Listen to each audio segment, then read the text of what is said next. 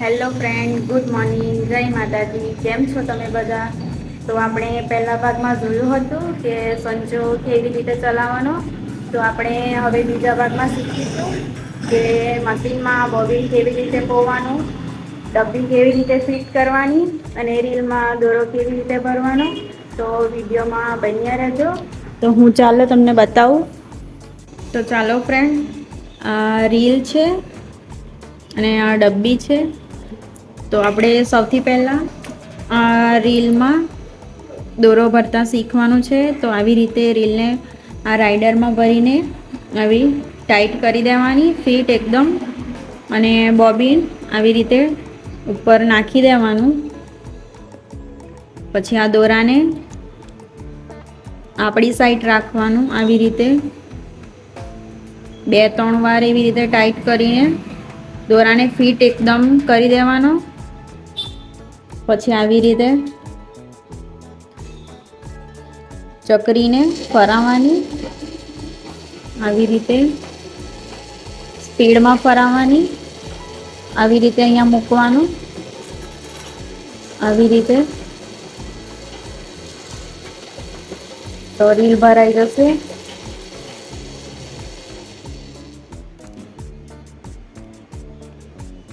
આવી રીતે હજુ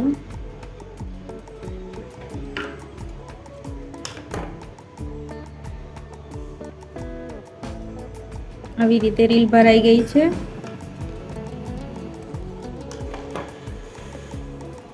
આ રીલ ભરાઈ ગઈ છે.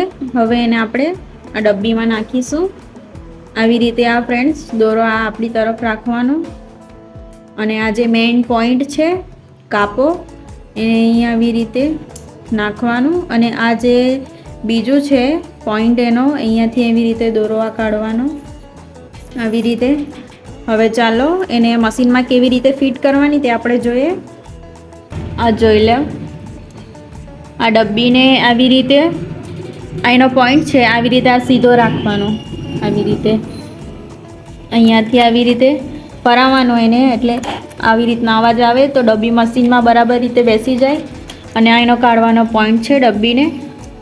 હા, હવે પાછું આવી રીતે નાખવાનું. આવી રીતે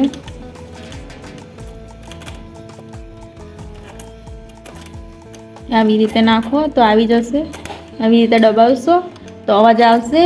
આવી રીતે આ ડબ્બી આવી જાય છે.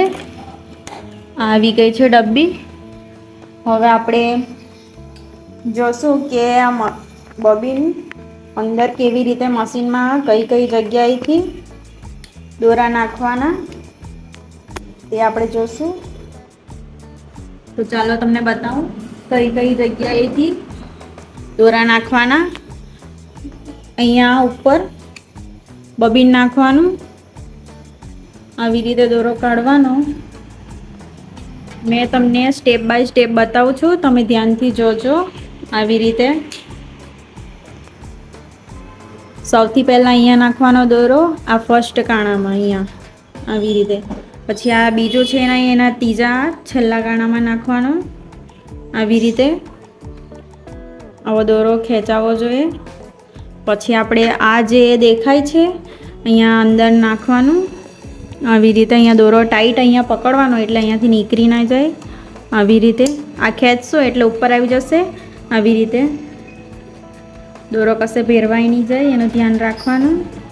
અને પછી અહીંયા ઉપર નાખવાનો, અહીંયા આ બાજુની સાઈડથી આ આવી રીતે. પછી અહીંયા નાખવાનો આવી રીતે. પછી એને ખેંચી જોવાનું, કશે ભેરવાઈ ગયો હોય તો તૂટી જાય અને બરાબર આવ્યો હોય તો સીધો એવી રીતે નીકળી આવે. પછી અહીંયા લાસ્ટમાં અહીંયા સોયમાં આ બાજુથી નાખવાનું. આ બાજુથી દોરો નાખશું તો વારા ઘડીએ તૂટી જશે દોરો. આવી રીતે દોરો નાખી દેવાનો. પછી આ ચકરી છે, ચકરીને આવી રીતે 1-2 વાર ફરાવવાનું. આવી રીતે એટલે નીચેનો દોરો ઉપર આવી જાય. આવી રીતે સરળ રીતે આવી જાય છે દોરો. આવી રીતે દોરો આ ઉપર આવી જાય. સૌથી પહેલાં મેં તમને ધ્યાનથી બતાવું છું, જોઈ લેજો. સૌથી પહેલાં અહીંયા દોરો નાખવાનો, અહીંયા આ કાણામાં, પછી અહીંયા નીચે નાખવાનો, અહીંયા આ કાણામાં. અહીંયાથી નાખીને પછી આ જે દેખાય છે ચકરી જેવી, અહીંયા નાખવાનો, અહીંયાથી નાખીને પછી અહીંયાથી એવી રીતે આવે, પછી અહીંયા નાખવાનો. અહીંયાથી એવી રીતના દોરો ઓટોમેટિક નીકળી આવે. આપણે એક જગ્યાએ નાખીએ તો એવી રીતે ખેંચીએ તો અહીંયાથી પછી અહીંયા નાખવાનો દોરો. અહીંયાથી નાખ્યો પછી આવી રીતે ખેંચશું એટલે અહીંયા પોઈન્ટ છે, અહીંયા નાખવાનું. અહીંયાથી નાખીને આવી રીતે સોયમાં નાખીને અંદરથી નીચેની આ રીલમાંનો દોરો કાઢી લેવાનો. આવી રીતે મશીનમાં આપણે બોબિન નાખીને સરળ રીતે આવો દોરો નાખી શકીએ છીએ. તો તમને મારો વિડીયો ગમ્યો હોય તો મારી ચેનલને લાઈક અને સબસ્ક્રાઈબ જરૂરથી કરજો. Thank you.